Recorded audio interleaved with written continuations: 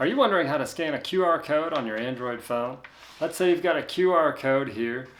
This one's a picture of someone's tombstone. So now some people are putting QR codes on their tombstone. I heard this is popular in Japan, or it's big in Japan if you like that phrase. All you have to do is open up your camera app on your Android phone. Just open up the camera. As long as you have Android 8 or newer, which you probably do if you own an Android phone. That was the Oreo version. You just hold this up over the QR code and you'll see that the URL will pop up right there on the screen.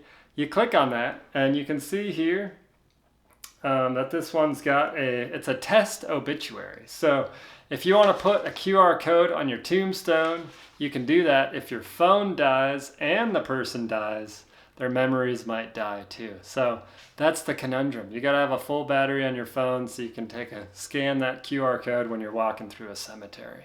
Make sure there's good cell reception too. So that's how you do it on an Android phone. Another option is you can just use Google Lens. So you click on the little lens thing there, and then you go where the QR code is, put it in there, click search, and this will pull up the same link. I think just using the native Android app was actually easier, the camera app. So it's got that obituary right on there.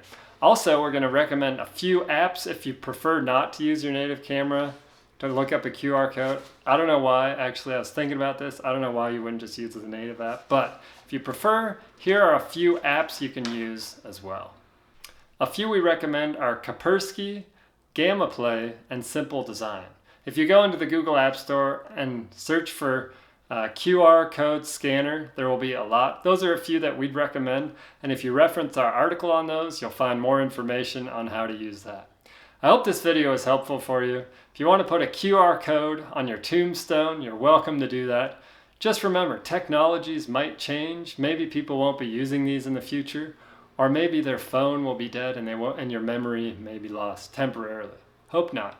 If you like this video, give it a like and subscribe to our channel, and we'll see you again soon.